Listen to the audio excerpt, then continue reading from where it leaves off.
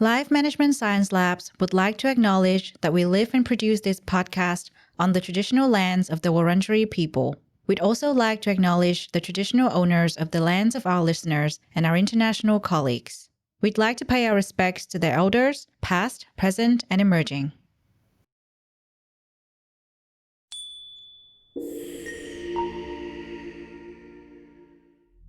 Hello, everyone, and welcome to Doing Well, the Wellbeing Science Insights podcast produced by LMSL, the Life Management Science Labs.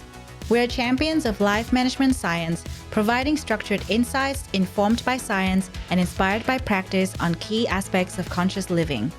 Each week, we bring you scientific and practical insights on each element with the expert knowledge of professionals in the field. I'm your host, Lu Ngo, coming to your ears from Naarm, Melbourne, Australia. Let's learn together. Hello, everyone, and welcome back to the show. Today, we are diving into the fascinating topic of video games. Video games often get a bad rap in traditional media, with claims ranging from video games cause violence to video games connecting dangerous predators with vulnerable young people. Of course, there are also positive claims. Video games may improve spatial awareness and decision-making skills. So joining us today is our expert, Hannah Gunderman. Hannah is a researcher and educator in the areas of video games and well-being, popular culture, and cultural geography. While most of their career has been in academia, they recently transitioned to more focused work on video games, from their time at Lumi Interactive as a wellbeing researcher, helping develop a gamified emotional wellbeing app, to their current role in video game market research. In their free time, Hannah loves going on hikes, spending time with their pets, and playing Skyrim or Oblivion. So welcome to the show, Hannah. It's good to have you here. Thank you so much. I'm so glad to be here. So I want to get started with some introductory questions and getting to know you. What sparked your interest in researching video games?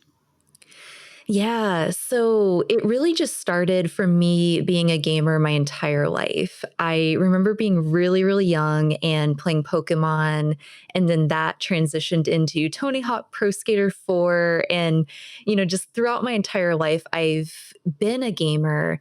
And for me, it was more than just entertainment. For me, video games was, it was respite from bullying. I was, bullied a lot in school. It was sort of comfort. It was almost like a hug during those sort of things and during mental health issues and family issues and things like that. And so video games for me have always been such a positive force in my life.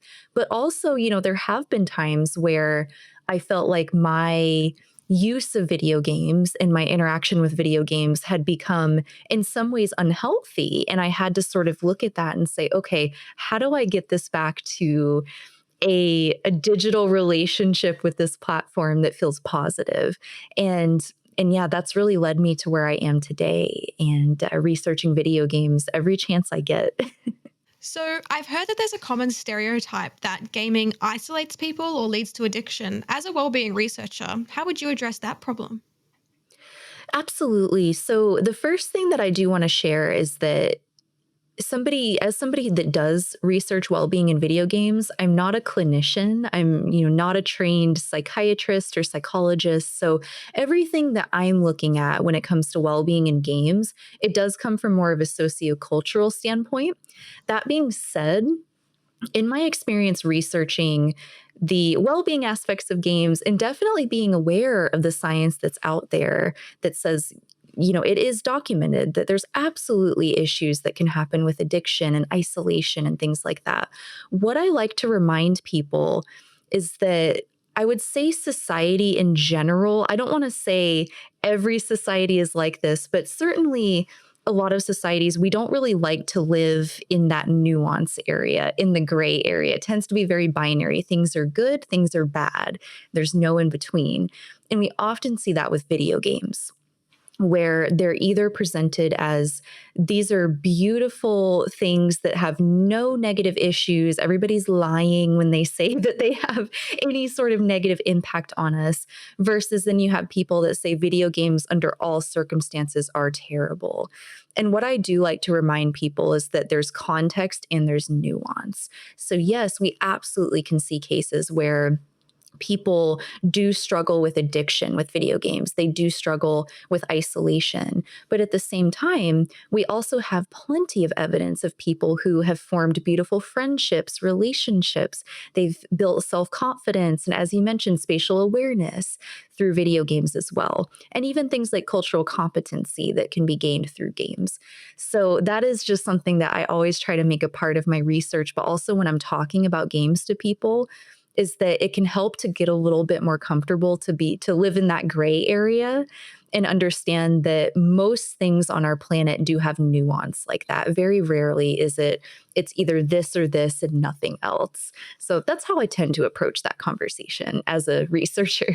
Yeah, that's a fantastic way to do it. People forget that there's so many, when people hear the word video games, they might think of a particular type, and there's just such a huge broad range of genres that we need to keep in mind as well. And they all do different things.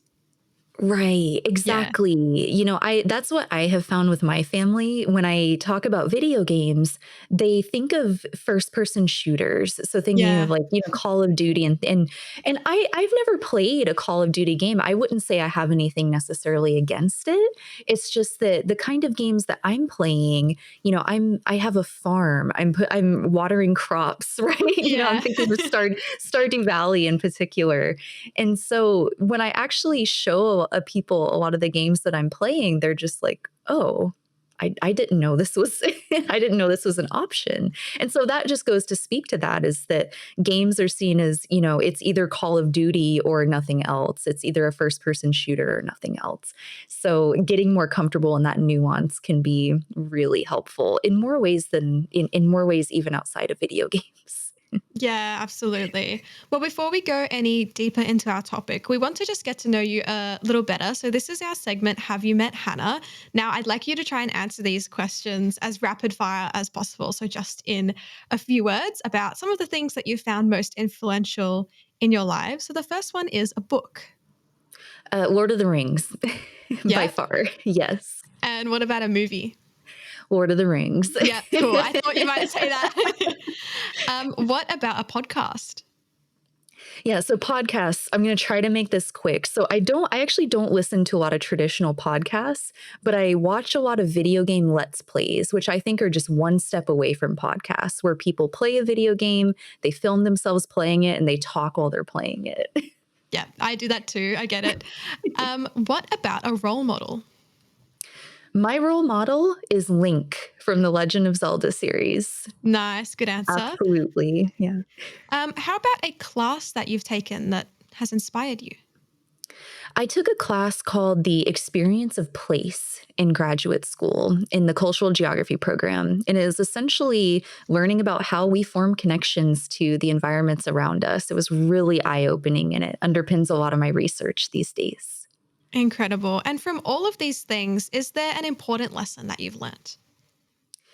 Yeah, really the lesson that comes from it is just, and especially this is the case with Lord of the Rings. I'm probably going to butcher this quote, but Gandalf has a line where, Frodo says, I wish, this is going to be paraphrased, I wish that none of this happened during my time.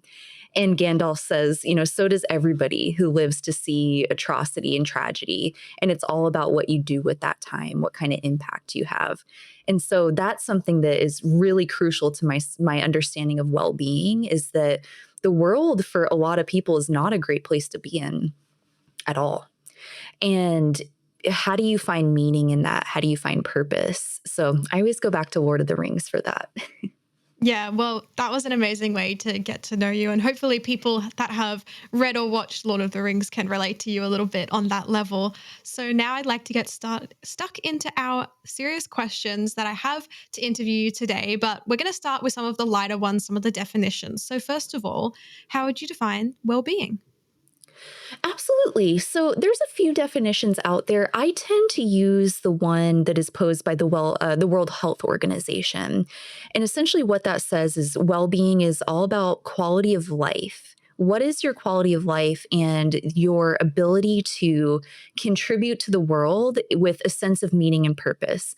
But I like to add a caveat there, because what looks like contributing to the world is different for a lot of people.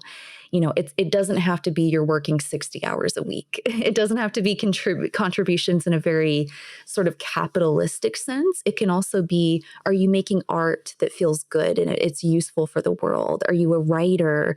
Do you take care of people in your neighborhood? What are things that bring you a sense of purpose? And a lot of times that sense of purpose doesn't necessarily match what capitalism tells us what we have to do in order to be productive, in order to be, citizens of the world and things like that. So I tend to use that definition of well-being with a huge caveat that our contributions to the world definitely can depend on what we have access to, what our abilities are, where we live, our lived experiences. And that's okay. We shouldn't all be judged by a single metric of how we contribute and what that looks like. Yeah, interesting. So would you almost say when it says, your ability to contribute to the world with a sense of meaning and purpose, rather than your actual output, it kind of means that you feel that you have a purpose, even if the output appears lesser to, the society we live in, which is usually capitalistic in this case.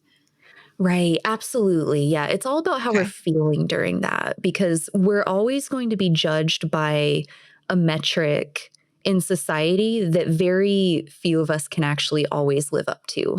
And that can leave us just constantly feeling like we're not good enough. We're just not good enough. And so it really is about how are we feeling about the impact that we're having. If on a weekly basis, on a personal example, I take care of 4 senior animals. And yeah, I work over 40 hours a week. On paper, that could be my biggest contribution, but I don't see it that way. My contribution is taking care of these senior animals. But again, capitalism is going to judge one of those things a bit more highly than the other. So that's a part of the process with well-being is discovering what brings you that sense of purpose.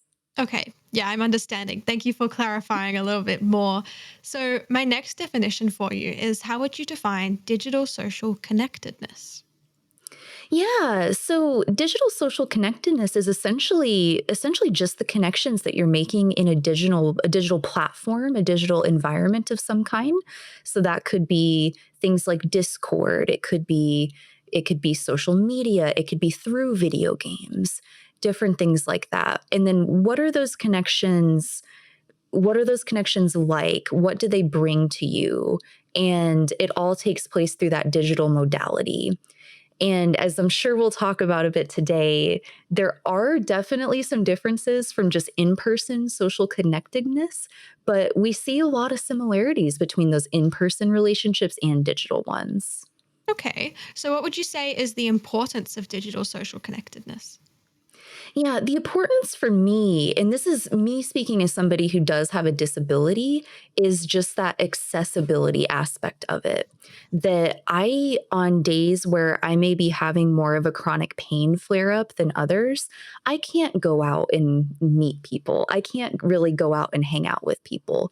But I can be on my phone in a Discord community of 5,000 people and talking and sharing videos and memes and doing voice chat and playing games and watching movies together. And so for me, that has always been the most important thing. And in a lot of my research and a lot of talking to people over the years about how they form digital connections with people, it tends to be a lot of the same. It may be people for many reasons that just don't have the ability or even the will to leave the house, but they can still be social in a digital sense. And it legitimately brings joy to their life. It brings purpose and meaning. So it's something I feel very passionate about. Would you say then that there's quite a strong relationship between digital social connectedness and well-being for that reason? I would say there's definitely a strong relationship. Now, the academic research is a little all over the place when it comes to this. And, this again brings back that conversation of nuance. So if I were to go to a search engine right now and say, digital social connections versus physical social connections, I will see news articles that either say it's horrible to have friends online. It's ruining our brains. It's terrible. It's ruining society.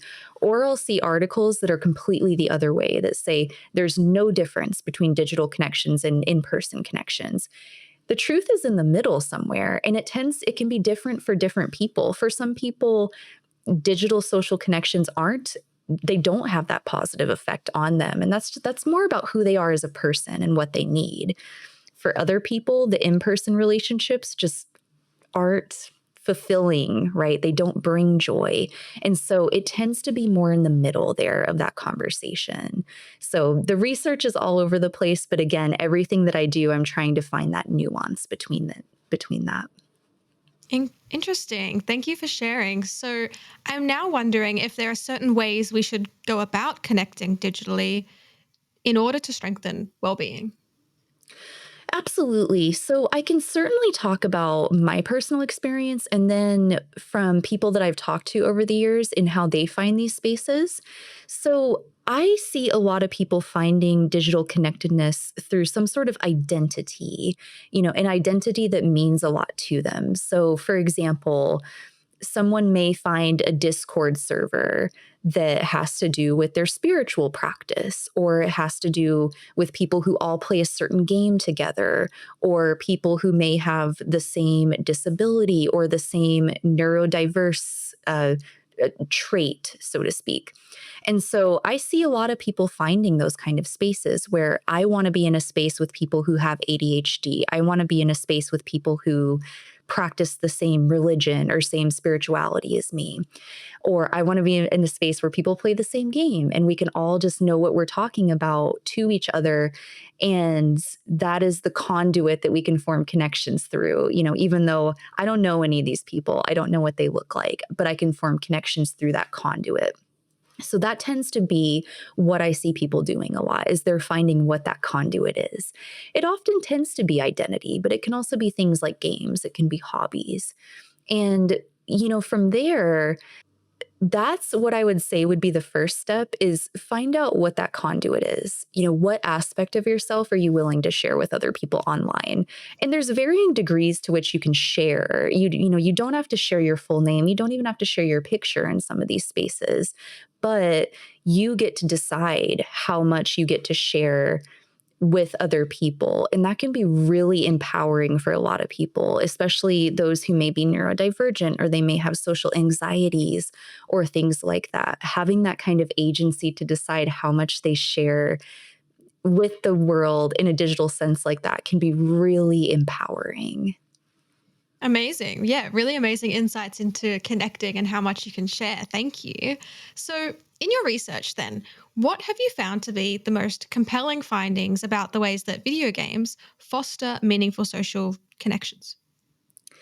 Absolutely. So, I'm a cultural geographer, and essentially what that means is that I'm really interested with how people form connections to the environments around us, and that includes digital environments.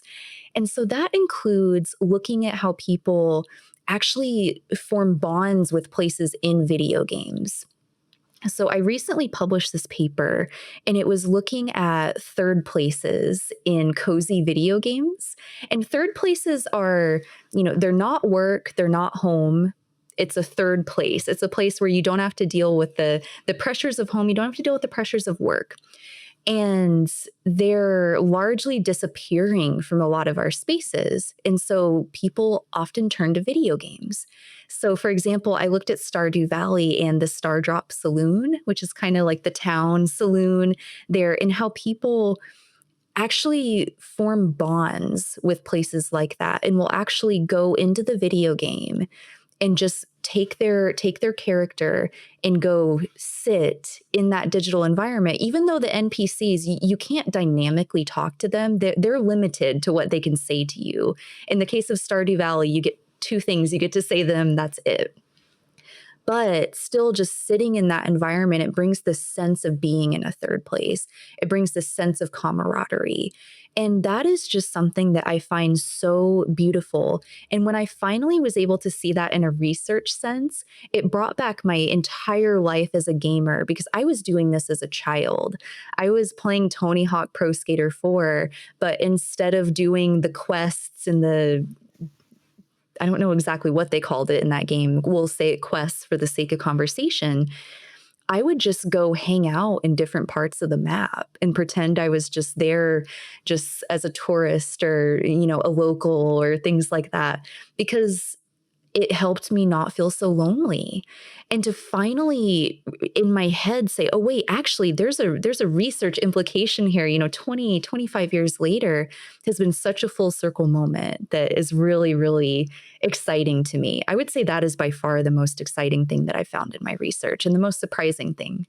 Yeah, I love it when people tell me about research they're doing and it's so connected to their actual life and their experience, and they just feel so passionate about it. So I'm so glad that you've been able to have that experience, because it's really beautiful when you get to look into something that really means something to you and isn't just a random topic, for example. So we've talked about Stardew Valley, and maybe that will continue in this next question, because I want to ask what specific genres or types of games tend to lend themselves better to a sense of belonging and community. Yeah. So this is a question that I wish I had a good answer to, but it could be any game. It could Mm. certainly be any game. And that was something that I've grappled with for a long time, because in my head, I never saw games like Call of Duty, Dark Souls, any sort of game like that having a way to help people feel connected to each other. And what I've actually found over the years, talking to gamers from who specialize in a lot of different genres, is that people can find belonging in a lot of spaces. It actually doesn't have to just be the sort of massive multiplayer online MMO RPG sort of games where you have a bunch of people from all over the world logging in at the same time and playing the game together. It can also be games like Stardew Valley. It can also be games like Dark Souls. It can be really any game has a potential to have a community around it. Now, that being said, there are games that have more mechanisms to form connections within the game, but then you have games where you may form connections outside of it.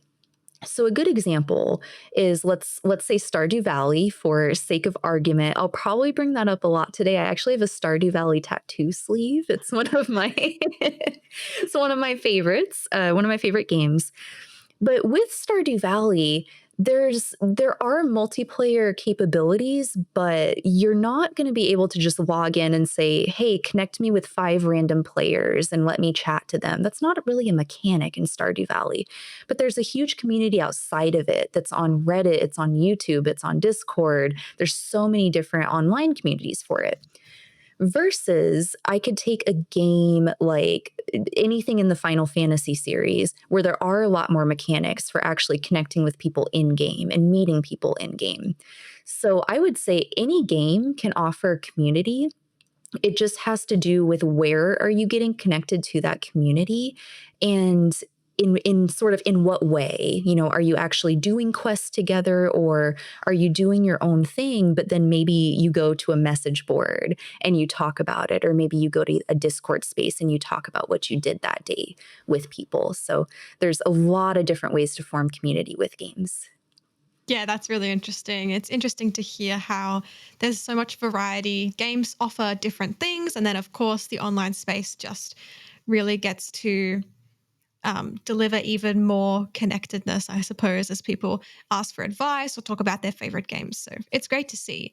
So, in terms of these features that we have just spoken about, how do they contribute to digital social connectedness in negative aspects as well as the positive ones we've just spoken of?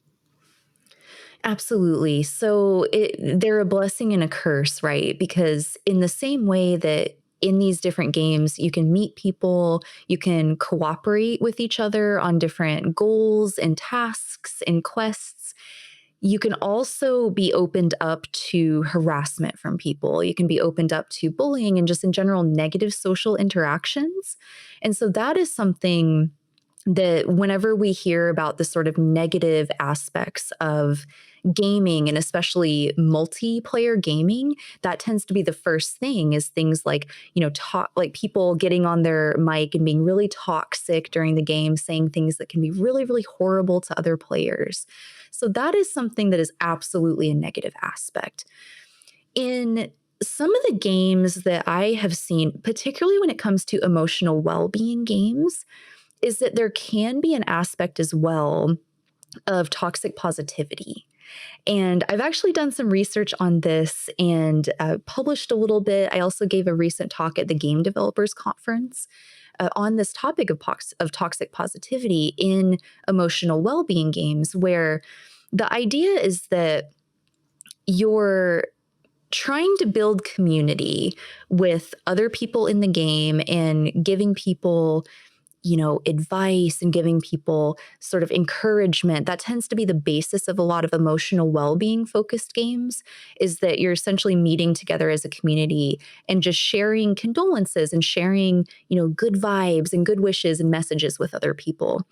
And that can turn into toxic positivity sometimes, where someone may be having a really rough day and they're looking for support. And so they reach out in this game to the community and say, hey, I'm having a really rough time. I would just love if somebody could, listen to me or just tell me it's going to be okay. And sometimes I have seen in my experience working on emotional well-being games, you'll have people who will reach out and say something like, just smile. I'm sure someone else has it worse in the world. While that may be objectively true, it does not immediately take away any negative feelings that you're having. And so that is it's kind of a hyper-specific example, but we're seeing more and more emotional well-being games and apps being developed for this purpose, to connect people in a digital space, to be able to provide sort of camaraderie and emotional support. But the flip side of that is that we can see more things like that, like toxic positivity, come out. So really with any video game, and it can sort of vary by genre even, and what kind of mechanics are in there for social connectedness, in the same way that you can see positives, you can also see negatives. Those are some top of mind examples that come up. Yeah, really interesting. It's almost as though games being created to provide emotional support are being almost misused by the people playing them. They don't really know how to interact in the way that's being intended, I suppose.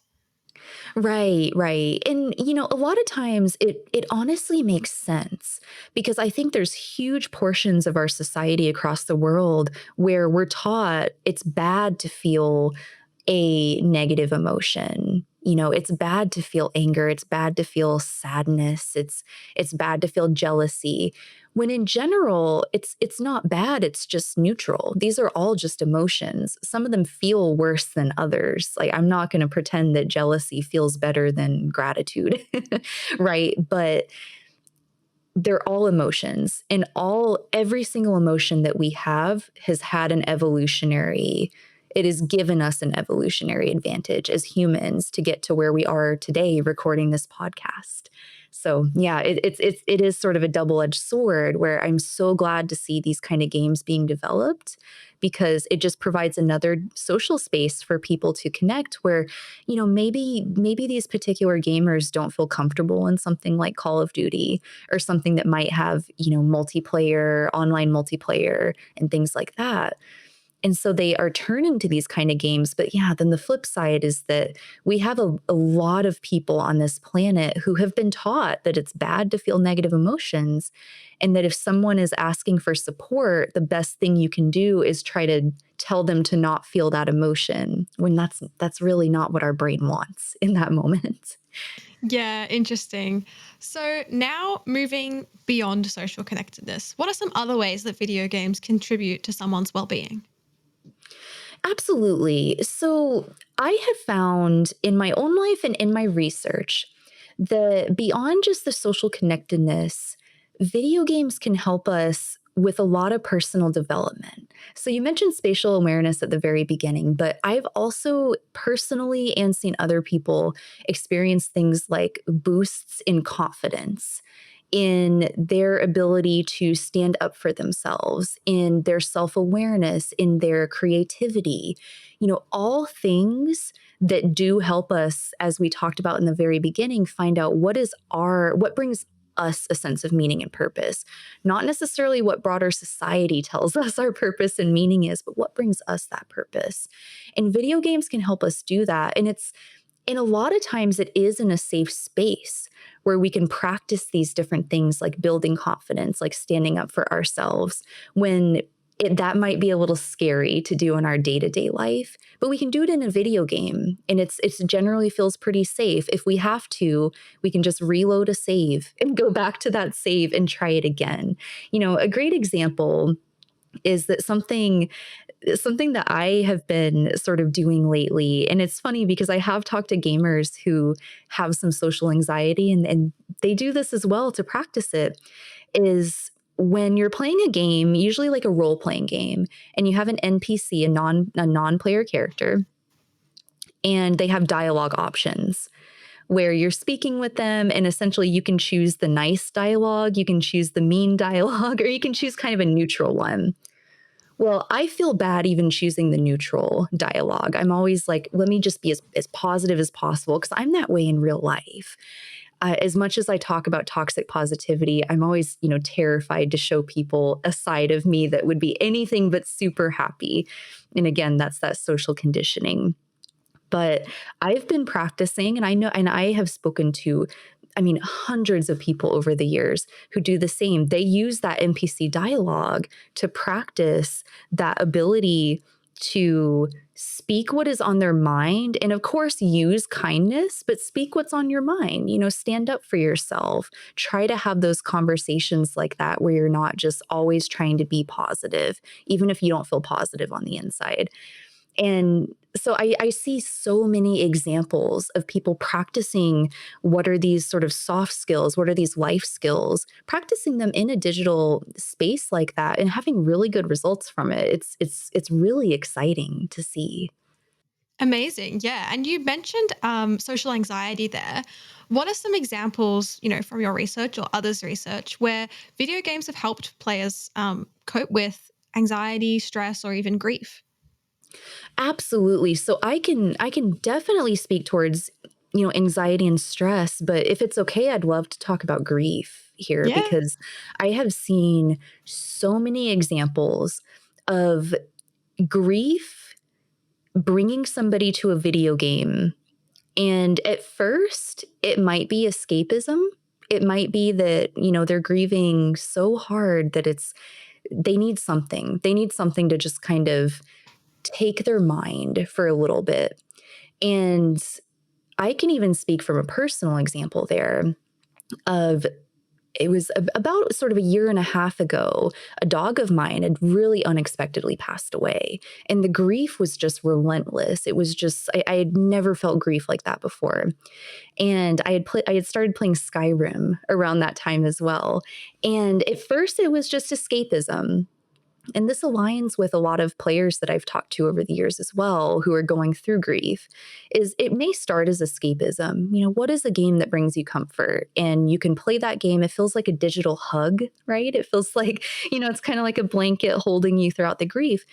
But then it can actually start to give you purpose and a sense of, today in my day-to-day life, maybe I struggled to eat.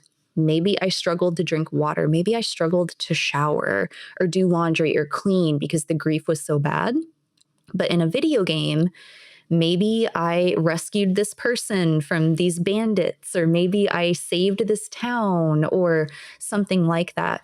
And yes, I understand that those aren't tangible accomplishments in the sense of something that we can put on a resume, so to speak, but they're really valuable, and they can bring up your confidence a little bit when it comes to something like grief like that.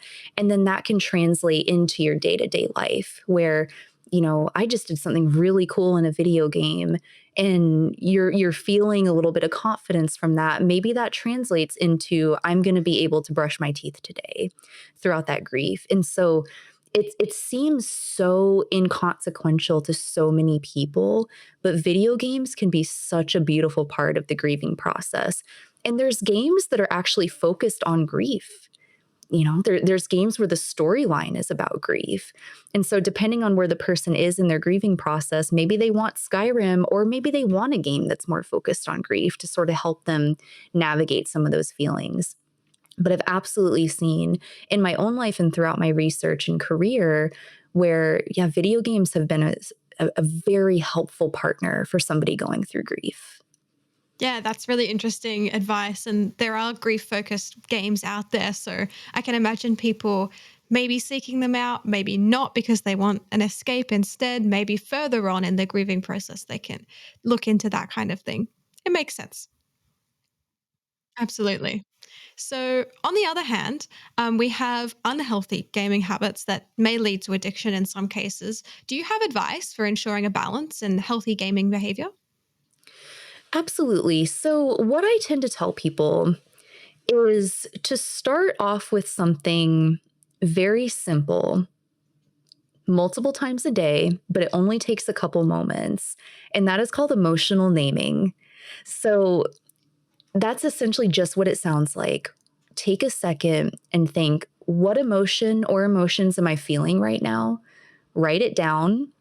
Or there's apps that you can use that you can just go to your phone, essentially your operating system store, and just look up emotional naming app. You're going to see hundreds. And what is so powerful about that is that when it comes to situational things like gaming, write down what your emotion is before you game, write down what it is during, and then write down what it is after, and make that a practice. Make it a consistent practice to where you're actually genuinely taking the time to say, how do I feel right now? If you notice that over time you're feeling drained after you game, you're feeling like a lack of motivation, you're feeling a lack of purpose after you're done gaming, that could be a problem. And that's when something like professional help is definitely something that should be looked into. But I do know when it comes to things like, oh, go see professional help, that in itself is a very privileged statement, because depending on where you live, there may not be a great social safety net or even just a social infrastructure for getting professional help and navigating insurance and things like that. So, what I often tell people is, if you're noticing that in your gaming habits, you're not feeling good after you game and you're having a hard time keeping up with everything else in your life, all your responsibilities and things like that, try to get professional help, whether that is a psychiatrist, a therapist, a counselor, to talk about it. If you're not able to do that, the absolute best next thing, there are a lot of psychiatrists and clinicians out there that specialize in video game addiction. So Dr. K of Healthy Gamer is one of those on YouTube. And so there are resources out there that can definitely tide you over until ideally there is some professional help that you can get. But it really starts with emotional naming. It starts with something as simple as that. And I say simple. For some people, it can be kind of tough to figure out, what am I even feeling right now? What I recommend is, if you are not able to, so you're sitting down and it's like, I'm going to play Skyrim. I'm going to play for a couple hours. Here's what I'm feeling. Let me write it down. If you're not able to come up with an emotion, like a name, whether that's, I'm feeling drained, I'm feeling euphoric, I'm feeling melancholy, you can also just write down how your body feels. So body feelings can be like, I'm feeling squishy, I'm feeling heavy, I'm feeling uncomfortable. That is absolutely legitimate there as well. The important thing is that you're checking in with yourself. And I recommend doing that, keeping it a daily practice, or at the very minimum, every time you game. And it's very impactful. It sounds so simple, but I promise it is so impactful for really learning about how you connect with video games and what that experience brings to you on a emotional level, essentially.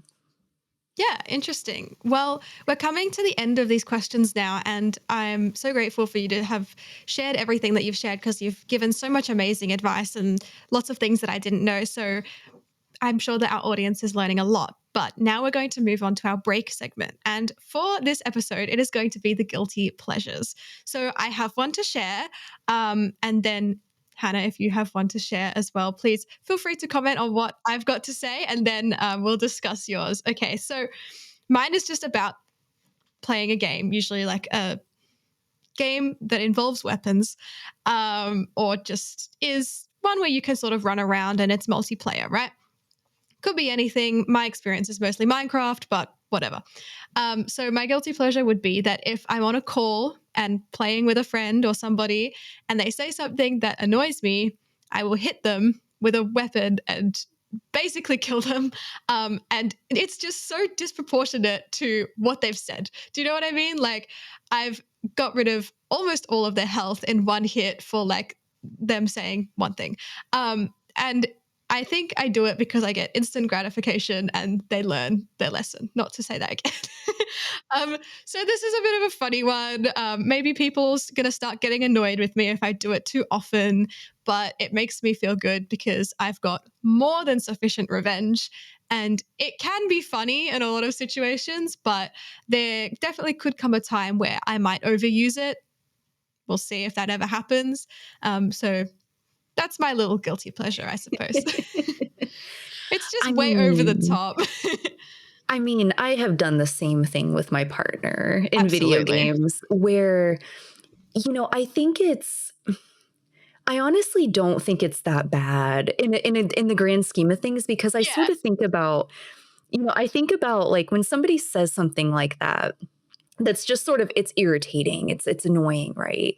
Yeah. In some way, we're carrying the emotional energy of that, and I would much rather let's say my partner in a situation like this just says something that really irritates me. And it's like, oh, well, how do you like this? And it's something in game like that. If that saves me from somehow holding a grudge over something that he has said and I can just get out the emotional energy, I think it actually feels quite healthy. Again, not speaking as a psychologist or psychiatrist here, but I definitely, I've been there. There's no judgment from me. Yeah. I mean, that makes me feel better, but thank you for that. Do you have a guilty pleasure that you'd like to share? So there is something that I do that this is not unique. Are you familiar with Skyrim? Is that something you've Not played so much, before? but I've heard of it. Yeah. And I'm sure there's going to be people that are listening that have heard this, but there is a mountain in Skyrim, and it's called Throat of the World. It's the highest peak in Skyrim. And something that can be really, really satisfying is taking a follower, like an NPC, essentially follower that comes with you, and they'll fight for you and things like that. They can carry things for you.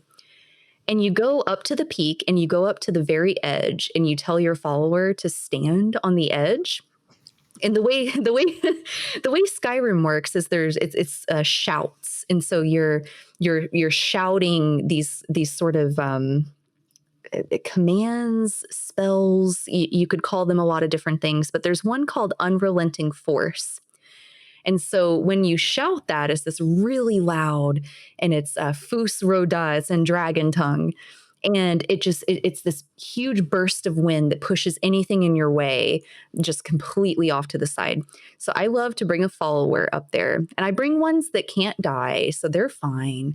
But I then do the Unrelenting Force shout, and I essentially just shout them off the mountain. And I feel really weird saying that out loud, but it brings me so, it's that momentary, just that felt so nice. Yeah. It just feels nice. I would never do something like that in real life. It's just something that feels really, really fun to do in a video game space. Yeah. No, I'm thinking of the videos of pushing like a glass jar full of paint down the stairs or like videos of people just throwing like balloons full of paint off an edge. It's just there's something so satisfying about it that I think humans really find like just I don't know, just so satisfying. Right, right. It's like a low-level chaos Yeah, that yeah, feels really, really good, and it just, and I've seen so many, GIFs and clips of people doing the same thing in Skyrim, so yeah. I know it's not just me. But, yeah, if I ever just need a little pick me up, I'll grab a follower and I'll say, "Yeah, just let's go to the top of this mountain. Everything's gonna be fine, but I need you to stand on the side there." Yeah. Oh my goodness, that's great. I don't think we really have anything to worry about with our guilty pleasures. I think they're very normal, and I don't think we're gonna get in trouble unless you push some I don't know, unless I take mine too far and start really annoying people, or unless you start taking, actual players up to the mountain that could die in game. Right, That might be right, a yeah. problem. Exactly. They might get a bit annoyed at you for that, but I think they would understand. Exactly, Yeah. exactly. It's a balance, right? It's a Yeah, of balance. course. You can indulge a little bit in your guilty pleasures, that's okay. So, Exactly. we're going to move on now to the practices and habits, where I just want to ask you, is there a habit that you recommend people practicing when they're connecting with people online and want to ensure that they're doing it in a way that's positive for their well-being? Absolutely. So the emotional naming is a big part of it. Ideally, I always recommend that people at least keep a small journal on a day to day basis. There's so much research about how beneficial journaling is for us. And the reason that I bring it up in a gaming context here, gaming, but also social connectedness and digital connectedness, is for some people, and I think this is maybe the case for a lot of humans in general, is that in social situations, it can sometimes be easy to lose a sense of what are we actually feeling right now? Am I actually having fun? Do I actually feel fulfilled in the presence of these people, whether that's in person or digital? Journaling is a really good way to hash a lot of that out and have that sort of self reflection. That being said, I say that, and I've never once successfully kept a journal, but what I can do is, journaling can even just be you write down 3 lines. I hung out with somebody here in Discord. This is how I felt during. This is how I felt after. This is something I can remember for next time. It can really be as simple as that. I think when we hear journaling, it's like, oh, I'm going to, for an hour, I'm going to sit down and write a bunch of stuff. It can be that, but that can be really hard to keep up with. So I definitely recommend emotional naming just as you're having these different interactions in spaces like this. Take a look at how you're feeling. Do you feel more lonely in the presence of these people digitally than you feel by yourself? That's a huge that is kind of a red flag that if you're actually socializing with people in a digital space like that and you're feeling more lonely, you feel like you can't be yourself, you have to mask your true self, that's something that you do want to sort of be aware of before it just becomes even more intense and draining on your well-being.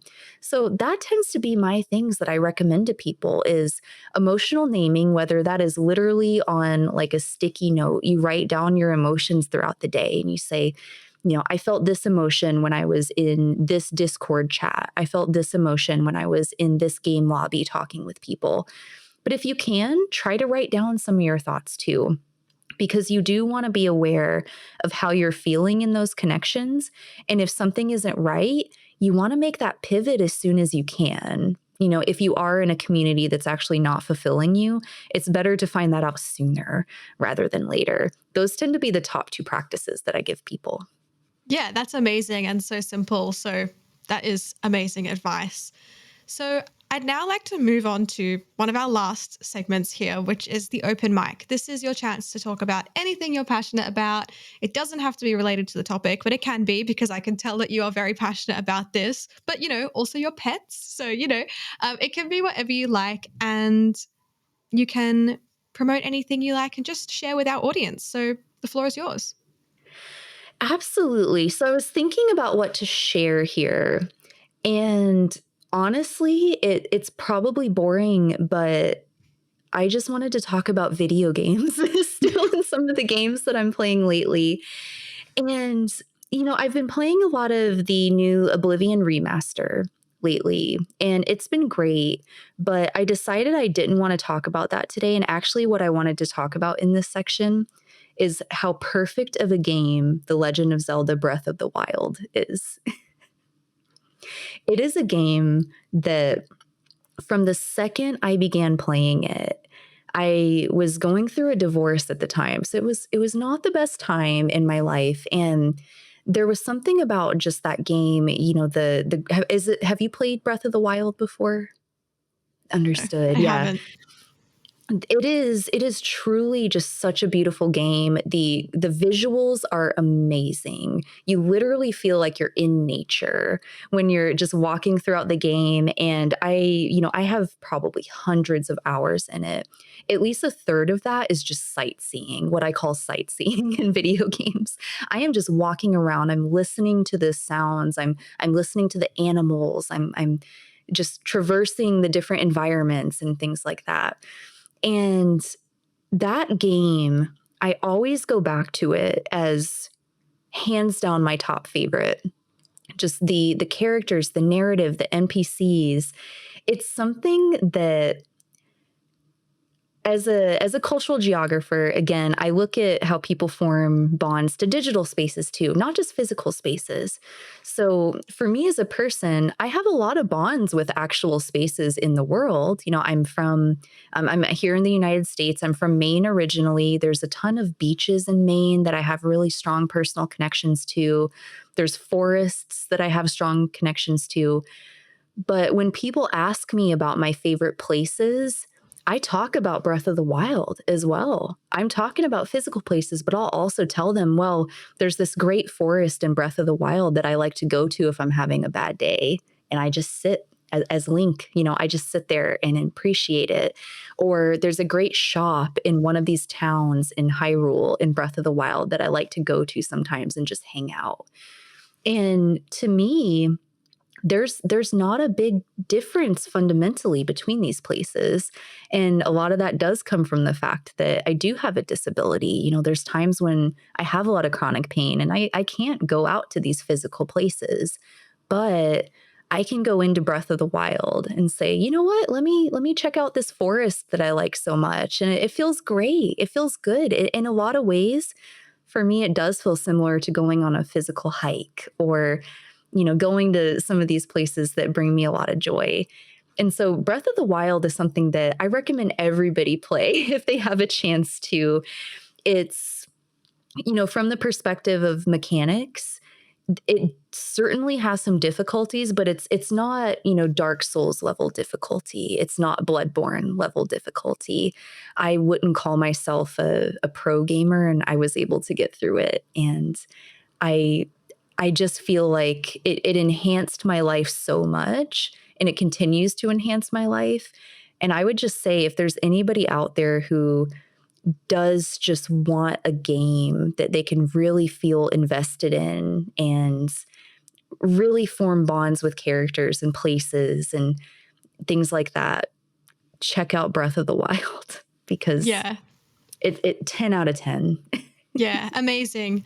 I also find that people form these, I mean, from my experience, I'm not sure about other people, but people can form these kind of really strong bonds with characters or places in games like in their teenage years, and it just carries through like the rest of their life because maybe, being a teenager is not easy for a lot of people. And so they have something really comforting. And even if it's not, the greatest game ever made, or maybe it doesn't have, the most beautiful art in the whole world, it's something that supported that person. And so they go through life having a really deep connection and special meaning to that game. And I feel like what you were just saying just reminded me of that, I would say.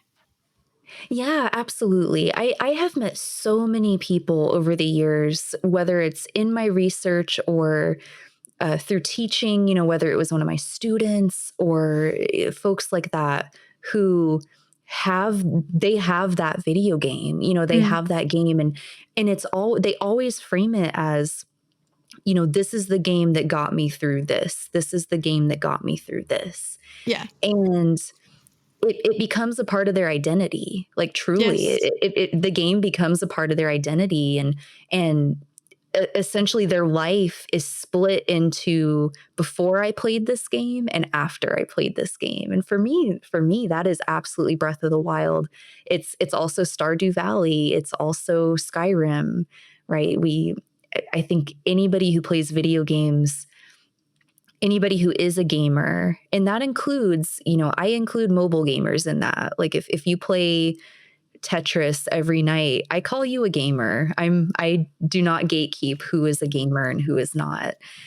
So many people have different games that just have become such a core part of their life and a core part of their identity. And I think that is so beautiful. And that's why it's really, it has become personal for me when researching these kind of things and just wanting to show people that, there is a nuance here that is so beautiful when it comes to games. Like, no, they're not all inherently bad, and they're not inherently going to turn you violent or cause you to become addicted. That also doesn't mean, though, that there can't be issues that arise. There's a nuance there that is so beautiful. And I want more people to experience just the euphoric feelings that I have when I played Breath of the Wild, and the memories and the gratitude that I feel when I think about when I've played it. I think if we can get past that binary of video games are either bad or they're good and no issues whatsoever for us, there's just something so beautiful in the middle there. So that really drives me a lot of the days. Yeah. To continue with this stuff. Yeah. Yeah, that's so interesting. Well, I'm going to have to conclude our episode now, unfortunately, but thank you so much for everything that you've taught us today. If our audience does want to find out more about you and your work, where should they go? Absolutely. So right now, my only social media is LinkedIn, but absolutely find me on LinkedIn. You can just look for my full name, and I should come up in the top result there, just Hannah C. Gunderman. Mm-hmm. And you can feel free to message me there. I tend to check it pretty often. So yeah, feel free to reach out. I'm happy to chat with anybody, whether you need game recommendations or, articles, if you want to read more about this topic. Yeah, please get in touch. Amazing. Well, I'll definitely link that in the show notes for our audience so that they can find you more easily. Well, thank you again for coming on the show today and sharing with us. I've certainly learned a lot. And to our audience, thank you for tuning in. I hope you've learned a lot from Hannah as well. And we'll see you in the next episode. Thank you so much. You have been listening to Doing Well, the Wellbeing Science Insights podcast produced by the Wellbeing Science Labs, a division of LMSL, the Life Management Science Labs. More episodes are available from 10 life management perspectives and can be found by searching LMSL on Apple Podcast, Google Podcast, Spotify, YouTube, and other podcasting apps available on your devices. If you enjoyed this episode, please rate, share, and subscribe to our channel so that other people can find it and we can continue to provide quality content. More of our work can be found on our website, we.lmsl.net, where you can join our movement. I'm Lungo. Thanks for tuning in.